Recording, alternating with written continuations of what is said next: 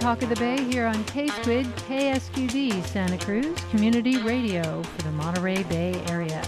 I'm your host, Rachel Ann Goodman. It's great to have you along for the ride this evening as we dive in to theater in the Santa Cruz area. Santa Cruz Actors Theater for years has put on 8 10s at 8. These are short plays, and of course, like so many theater productions and musical shows and everything else we loved, it came to a screeching halt during COVID. There was a false start where they're about to go back, and then guess what struck again?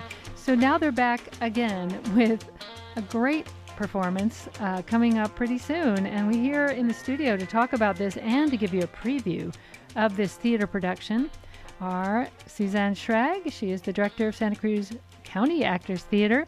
And let me just bring your microphone up and say good morning to you. Or should I say good afternoon or evening? One of those three should work.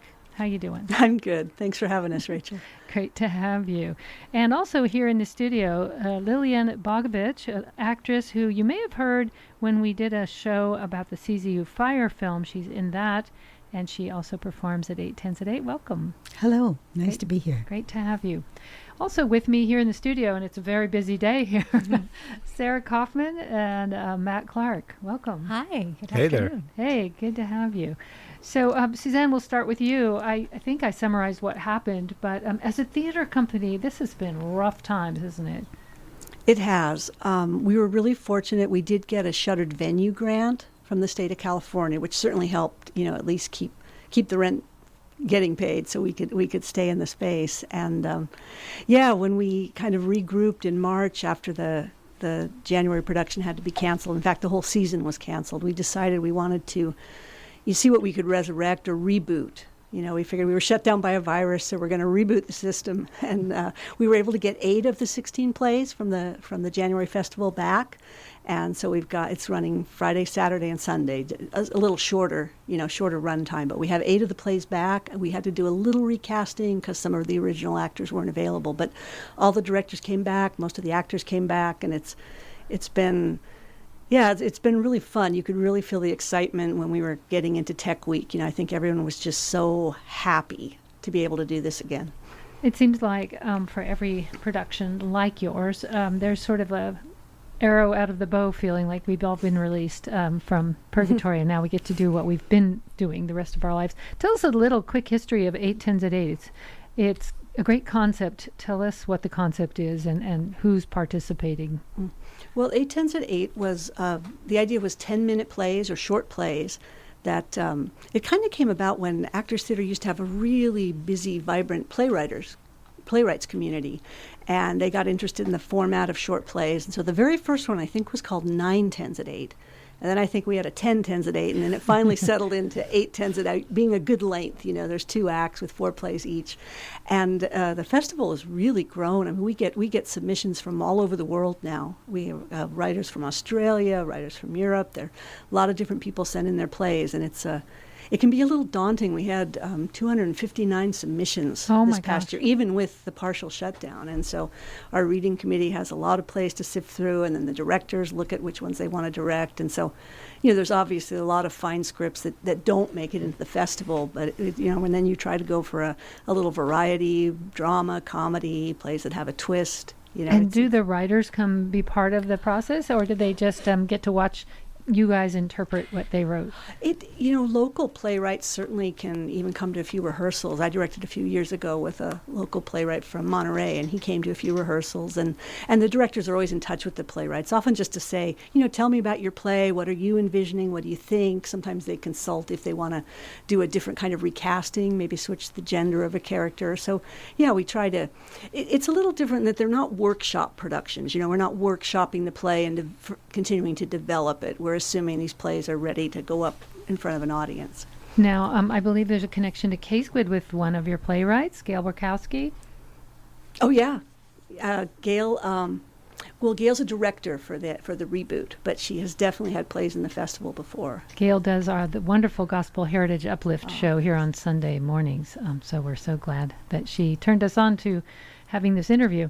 So we have in the studio several of the actors that are going to be performing and two of the plays that are going to be put on. And let me just reiterate again, if I understood it, it's this coming weekend is opening weekend, and it's just 3 days ever. So you only have 3 days to catch these? Oh, no. We opened last weekend. We're Okay. playing through the month of September. Okay. But the big festival often runs like Wednesday through Sunday. So we're just doing Friday, Saturday, Sundays. For the whole month? Yeah, for the next month. 3 weekends. We'll close on October 2nd. Okay, so you're kind of in the middle. Yep. All right, so you're all warmed up. Well, we are really excited to get a preview of some of these pieces. So we'll have a little preview, then we'll chat a little bit more. But before we do that, we'll probably do the Coriolis effect one first. Let me ask each of you how you got involved with this particular project and what makes a 10-minute play different than everything else you've done. I'll start with Sarah. Yeah. So this is, gosh, I think maybe the fourth or fifth 8/10s at 8 festival that I've been involved with.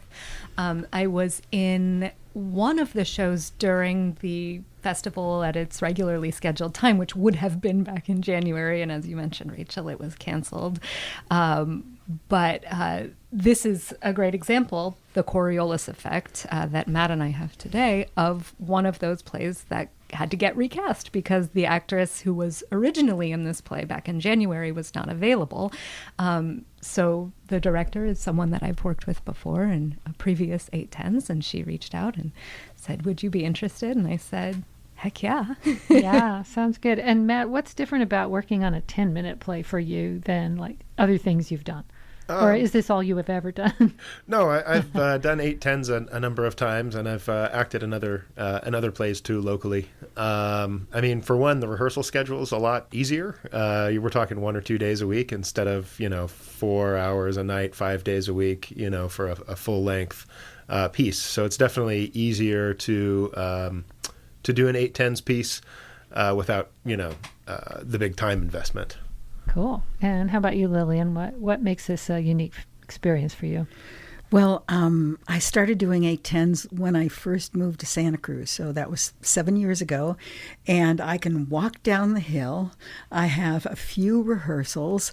And when we can't use the theater, we can always do them in my living room. And it's very concentrated. You commit very quickly, and you're on your own to learn and then come together. And somehow there is a community immediacy, just a fun part of it. Like, this is a festival. Yeah, they're plays, but it's a festival. And that gives it some fun, more junk food backstage. I don't know. Well, one thing as an audience member I can imagine is, maybe we really are in the world of short attention spans. So this is perfect for people who think, I'm not going to commit to a 1.5 hour play that is the same play for all 1.5 hours. So now people are going to get 8 of them. Yeah, if you don't like something, wait 10 minutes and something entirely different will be on. And the producing team really puts a lot of intention into that too, and balances out the flow of the production. You might jump from a comedy to a drama to a heartfelt piece, so they really think about that too, really changing it up. The emotional arc, so you're not getting jerked around too much. But at the same time, you're never quite sure what's coming next. So are some of the same actors in many of these pieces? What's the total ensemble size? I think there are 3 of us that are in 2 plays. And what's fun about that is you can play 2 very different characters. And it's not something that you have to put hours and hours and weeks into rehearsal. You can do these 2 pieces and bounce in the same night into 2 different roles, and that's nice. And it's good rehearsing of skills, I really think. And I guess if you're changing costume, you have a long time to do it because they probably wouldn't put your 2 pieces back to back. Right. There's some benefit to that. If you just joined me here on Talk of the Bay, I'm Rachel Ann Goodman. This is KSQD Community Radio for the Monterey Bay, located right here in Santa Cruz. And we're talking to the folks that are part of the Santa Cruz Actors Theater, including some of the actors that are going to be in the 8 10s at 8 reboot. Like so many productions, they had the plug pulled when they were almost ready to go live, which can be excruciating, but it's happened to so many groups. It's almost a strange commonality we'll all have after all of this is passed completely. The uncertainty part is just what drove everyone crazy, right? You just never know up until the moment you're doing it, whether you can do it or not. So let's switch gears a little bit and hear Sarah and Matt in a piece. You want to set this up for us at all, or do you just want to launch into it? Sure. I think there's a little setup. Yeah, a little bit of setup. It has a little bit of a visual opening in the live performance. So Yeah, so... Maybe I should have got a Foley table and done sound effects. there you go. Yeah, perfect. Well, the stage is set, the scene is set.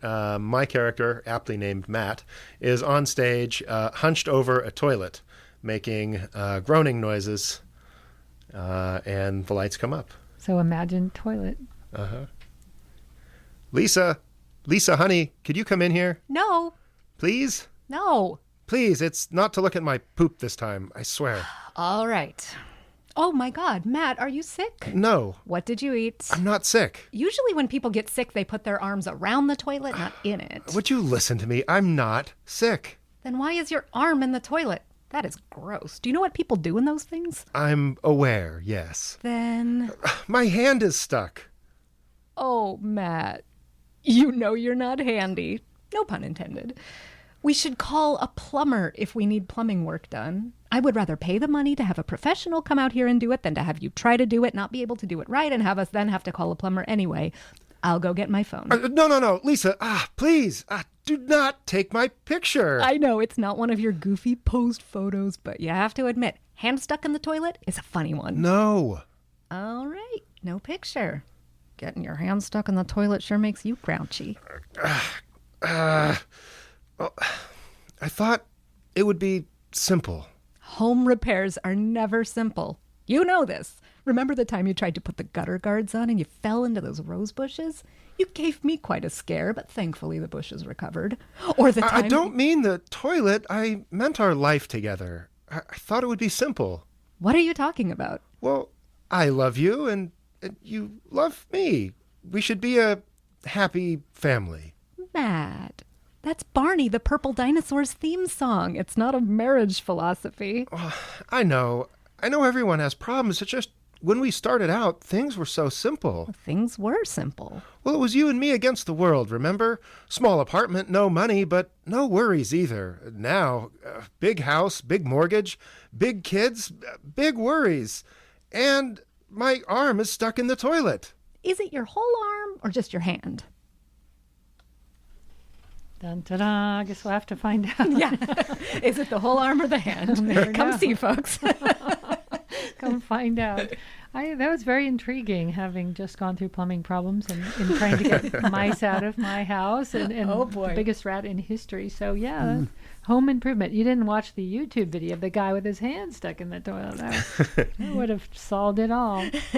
So that How to one's unstick your called, hand. what was that? The Coriolis effect. Oh, that's when things swirl in one direction. Yes. Ah, Rachel you know, knows. yes. Well, of course, because going to Argentina, I had to check in the bathroom of the airplane, and it didn't change direction. There you go. Yeah, And no, That's that a topic comes up. That topic in the does play. come up. You just have This to is come and see it to hear. source of conflict in their marriage, the Coriolis effect. Yeah. Is it real? Yeah. So this is 8 10s at 8, and that was like 1/10 Yeah, exactly. precisely of one of the plays you might hear. And I'll bring Suzanne back into the conversation.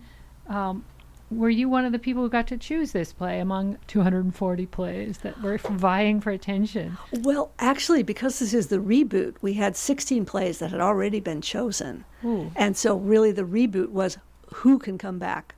You know, can you bring your play back? Can you get your actors? And I think we were really fortunate that it just worked out that we got 8. So we got the perfect number to do the Yay. 8 10s at 8. And everybody who's acting is local, is that correct? Yes.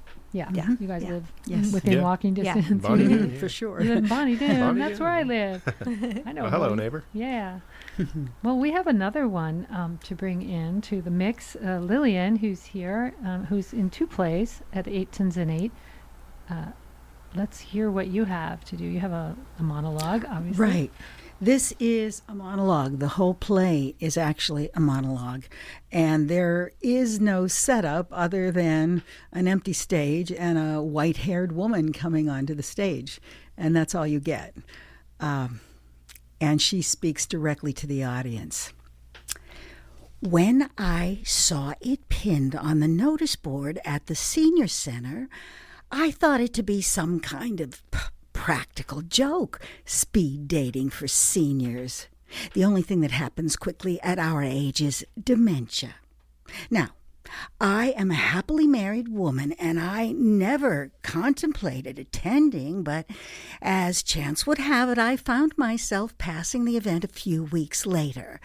Curiosity gets the better of me, and I go inside for a little look-see. And it's filled with these women, all primed and plucked and held together by Botox and spandex control pants, sitting cross-legged at little tables with their skirts hitched up just enough to show their libido isn't incognito. And these men, my God, not one under 80. And as the others babble away, I sit there thinking, you know what I would do if I were in charge of this speed dating business? I'd handle it like one of those restaurant sushi trains, put all the men on a conveyor belt, and have the women pick out the ones that still smelled fresh.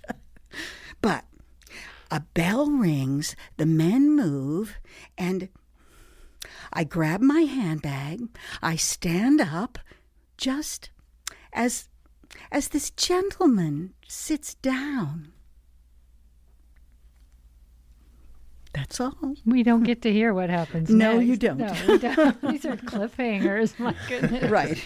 Oh, I want to know. But of course, you'll have to go see 8 Tens at 8 to find out what happens next. That was Lillian Bogovich, the actress who's going to play the senior in Slow Dating. Very fun stuff. I can imagine what a chore and a wonderful thing it is to read all those plays, Suzanne.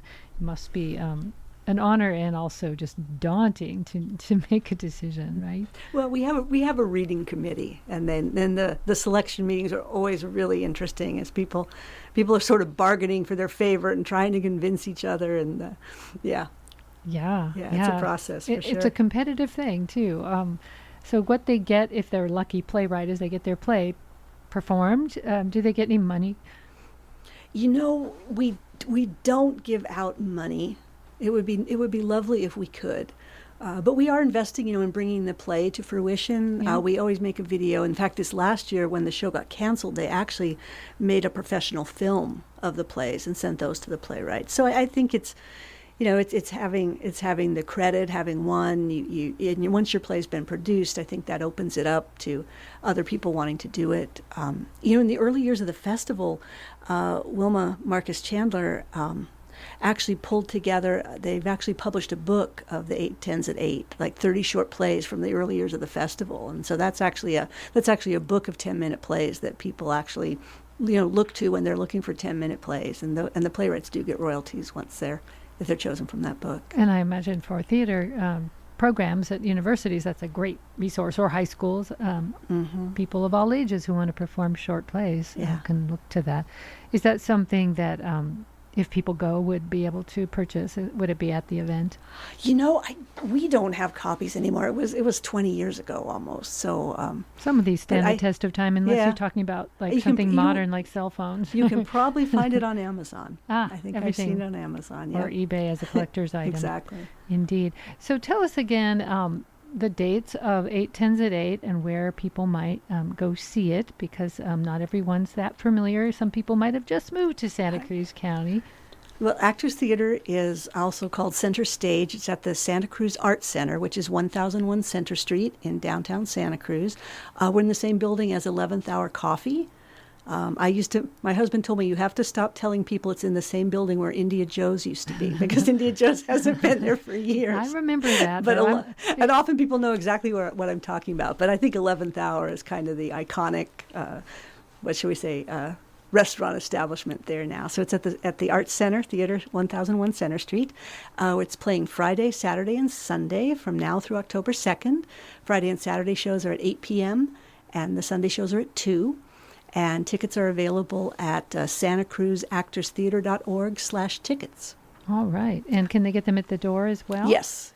Fantastic. And how many people does the theater you have seat? Oh, we have 89 seats and a wheelchair space. Great to know. Yeah, I was laughing because when we were looking for studio space for K-Squid, we looked at Squid Row and we were just hoping that could be our address, but it didn't work out. But we would love it if it could be. That's I think that was named by Joe Schultz when he was there with India Joe's. But it's a very cool cross street. We probably have time for one more little snippet if you have one prepared, and if not, that's okay. You're looking at me nervously. That's okay if you don't. Well, we don't, mainly because we were instructed by our director to not give away any of the twists. So I suppose we can leave it by saying, if you must know what happens to this couple fretting over their toilet, then just come on out. Come see the the show. Yeah. I will second that. Indeed. Any other highlights that you wouldn't be giving away the punchline for? My punchline can't even be hinted at until the end of the play.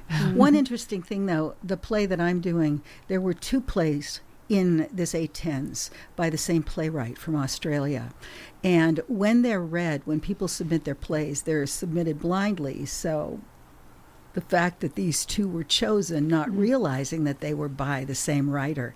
And people who see the plays don't realize that they're both by the same writer unless they actually look on the board to see who presented them. But they're very different. The other is a couple who are Polish Holocaust survivors. And so it's fun to get to do one of them with an accent. And it has a very different twist to it than this one does. So there's quite a variety in the plays. Right. And Suzanne, do you want to give us a couple of the other titles and playwrights that you chose? Sure. There's a play. It's another monologue called Me and Him, and it's about a funeral director who has a rather compelling story to tell the audience. A play called Unheard. A son goes to visit his father in the hospital, and we find out more about their dynamic and their life. Nobody's Hero. 2 men meet in a graveyard, and we find out more about why they're there and who they're there for. Let me see. I'm going to forget something. Old Aquatics. That's the other play that Sarah's in. It takes place on New Year's Eve. A rather tipsy young woman is despairing at the end of the holidays and confides in her Uber driver, who's there to give her a sober ride home. Nice. Which one am I forgetting? And then, Are You One of Those Robots? Which I think people will really relate to. It's a woman who's a telenurse, and the call she's answering, and then she gets a kind of unusual call where someone actually wants to talk, not answer questions, given to them and every caller is always saying, "Are you a real person, or are you one of those robots?" So it's kind of her, her realization of this kind of rote thing she has to do every day for her job. Wow, Yeah. that's quite the array of different scenes, and again, it's such a challenge because 10 minutes, it's almost like the shortest of short stories. You have to get everything. There's mostly only 1 or 2 people in each of these, I would assume. Can't really have time for a third person.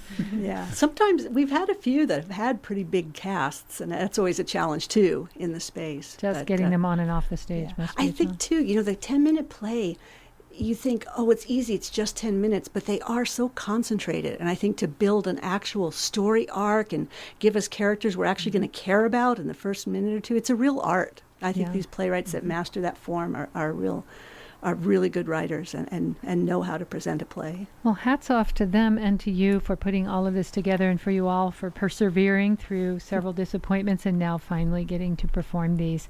I thought we would go out with each of you giving our ID in a different persona, just for fun. We are KSQD Santa Cruz Community Radio, and you can say that however you want, and we'll maybe use that in the future. But if you would ID us, we'll go to a break after this. Thank you to Lillian Bogovich, Sarah Kaufman, Matt Clarke, and Suzanne Schrag, all from Actors Theater. Thank you for being here on K-Squid's Talk of the Bay. So we'll go to you first. Thank you for listening to KSQD Santa Cruz Community Radio. You're listening to K-Squid, KSQD, Santa Cruz. Thank you for listening to K-Squid, Santa Cruz Community Radio. Ooh, I like that. You're listening to KSQEC, K-Squid, Santa Cruz, partially underwater. Thank you all so much. That was fantastic. I feel buoyed up already. Have a wonderful rest of your evening and best of luck to you in the season. This is K-Squid 90.7 FM. We'll go to a short break and we will return with two more guests talking about the Trans-Border exhibit about braceros coming right up here on K-Squid.